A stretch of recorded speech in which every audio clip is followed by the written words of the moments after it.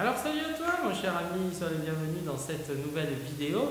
Bon, je suis toujours là, ne vous inquiétez pas, c'est juste que voilà, je m'excuse un petit peu, mais attention que le micro ne tombe pas, je m'excuse un petit peu, mais j'avais des choses personnelles à régler et donc j'étais un petit peu indisponible ces derniers temps. Mais ne vous inquiétez surtout pas, l'aventure continue, on est bien d'accord, c'est juste le début, c'est que je t'ai fait plein de vidéos, mais qu'un coup j'avais un écho, ça résonnait, un coup j'étais pas au bon endroit, et donc à chaque fois j'ai plein de vidéos que j'ai pas pu publier ces derniers temps, même si je les ai faites. Donc là, je sais que ça résonne un petit peu, j'espère que le son ne sera pas trop mauvais. Et donc si tu veux, eh bien aujourd'hui je vais te parler du thème des vacances et de la baisse du chiffre d'affaires.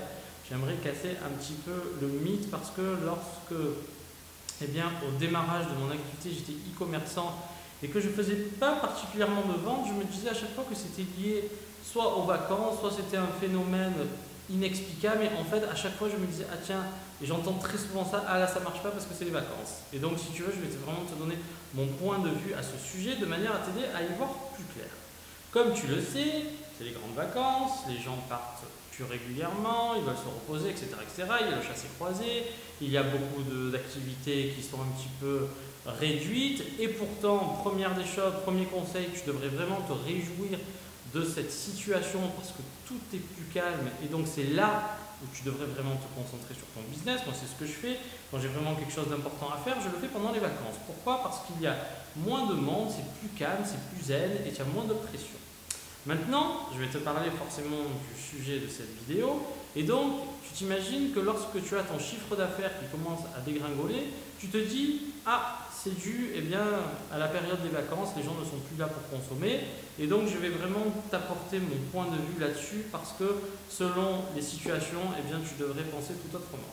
Et donc, si tu veux, je vais déjà te donner une moyenne que j'ai observée. Il faut que tu constates autour des maximum, au maximum 15 voire 20% de chute de ton chiffre d'affaires, pas plus. Si tu vas au-delà de ça, c'est qu'il y a un problème qui est bien plus profond. Et donc, si tu veux, voilà, il y en a qui vont peut-être être un petit peu déçus de ce que je vais leur dire, à moins que tu vendes des produits saisonniers. Et tu t'imagines bien que si tu vends des moon boots et que nous sommes en plein été, ça va être un petit peu difficile pour toi d'en vendre. Encore une fois, tout dépend des pays que tu cibles. Mais globalement, lorsque tu es dans un marché saisonnier ou lorsque tu vends un produit qui est soumis à une forte saisonnalité, et je t'invite notamment, si tu veux commercialiser un nouveau produit, si tu es nouveau dans ce type de produit, à te rendre sur Google Trends. Tu vois, Google Trends va t'afficher un graphique avec l'analyse des données. Il va te donner un petit peu les tendances de recherche de manière à ce que tu vois si tu es vraiment sur une période cyclique, sur une phase où la demande est croissante ou au contraire si la demande commence à s'atténuer ou si d'un coup il y a des pics par exemple en fin d'année et d'un coup ça redescend complètement. Donc si plus ou moins tu es linéaire, déjà Google Trends va te rassurer là-dessus. Tu vas voir que la tendance, elle ne chute pas complètement. Donc après effectivement il y a des pics selon le type de produit que tu vends, ça peut être possible. Mais si d'un coup tu faisais, je te dis n'importe quoi, j'espère au moins que tu fais tes 5-10 000 euros de chiffre d'affaires mensuel. Si tu ne fais pas ça, ça va être difficile pour toi de t'en sortir, je ne te le cache pas. Il faut vraiment que, petite parenthèse là aussi, mais il y en a plein, j'ai plein de choses à te dire parce que ça fait un moment qu'on ne s'est pas parlé. Et si tu veux, il faut vraiment que tu cibles un chiffre d'affaires de 100 000 euros pour commencer à gagner ta vie. Voilà, il faut que vraiment que tu te mettes cet objectif en tête si tu veux vraiment commencer à avancer. Donc, si tu fais un petit 10 000 euros par mois, si tu veux, qu'est-ce qui va se passer? Si le mois suivant, tu fais 3 000 euros, il faut vraiment que tu te poses des questions. Et donc là, c'est un problème bien plus grave. Je pense que très souvent, c'est lié soit à ton positionnement qui a chuté, parce que comme tu le sais, ce n'est pas parce qu'au début, tu as tes 4-5 commentaires super positifs que ça peut être tout le temps ainsi. Pourquoi? Tout simplement parce que la qualité de ton produit fera ton succès ou ton échec. Et donc là aussi, c'est les vacances. Prenez plus de temps, mais faites-moi plaisir, je le dis tout le temps et je te remets une tartine. Ce qui fera ta réussite sera que tu vends des produits de qualité. Bon, et si maintenant tu as une baisse drastique, je suis désolé de te dire qu'il y a un autre problème. Regarde un petit peu lorsqu'on te dit les chiffres, on te donne par exemple des chiffres de la croissance. Bon, globalement, on te donne un petit pourcentage, tiens, il y a une reprise, 2% de croissance. C'est minime. Et pourtant, donc si demain tu passes de 100, de 10 000 à 3 000 euros, tu fais moins 70%, il y a un réel problème, il y a quelque chose qui ne va pas. Un mois, 2 mois, au bout de 2 mois, tu tires à sonnette d'alarme, soit tu te remets en question, soit tu changes de produit. Voilà, donc si tu veux, c'était vraiment ce que je voulais te dire dans cette vidéo. Inutile de t'en parler pendant des heures.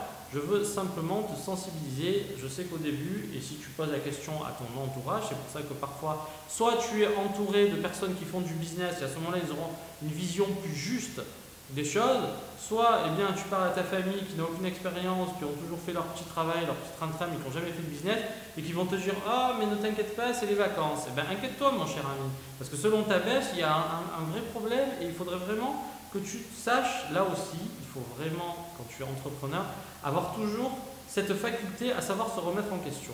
Et moi, si tu veux, même au-delà de ça, dans la vie de tous les jours, même si je sais quelque chose, à partir du moment où une personne va me dire « Ah mais non, c'est pas comme ça », eh bien, je vais toujours lui demander « Ah bon et pourquoi ?» Et sois curieux de nature, sois toujours curieux et ouvert de manière à mieux comprendre les choses et à peut-être parfois ne pas passer à côté d'un conseil qui pourrait vraiment changer la façon dont tu vois les choses. Voilà, c'est ce que je voulais te dire dans cette petite vidéo. Je reviens petit à petit, là, hein, c'est le mois, ça y est, on arrive au mois d'août. Bon, ben, il va falloir un petit peu que je me remette au boulot, donc je ne t'ai pas oublié.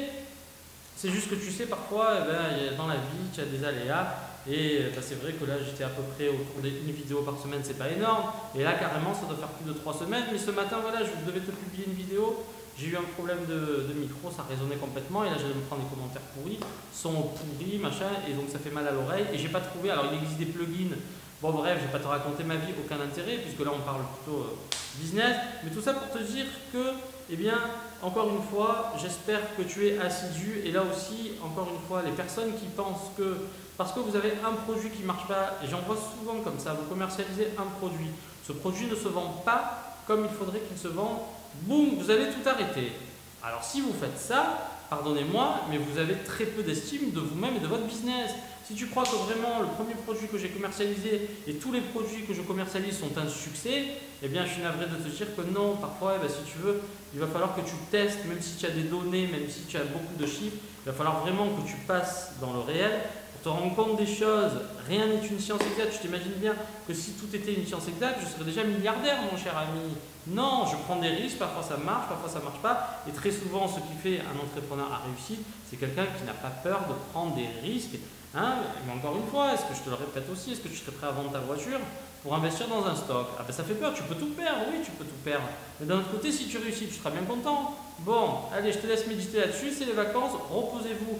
Le soleil, c'est vraiment bénéfique pour la santé, donc exposez-vous un maximum au soleil et gardez à l'esprit que réussir, ça demande du temps et de la constance. Allez, je ne vous oublie pas mes chers amis, on est toujours là, tu vois, j'espère que ça résonne un peu moins. Et je te dis à très vite, enfin, pour de nouvelles vidéos. Bye bye.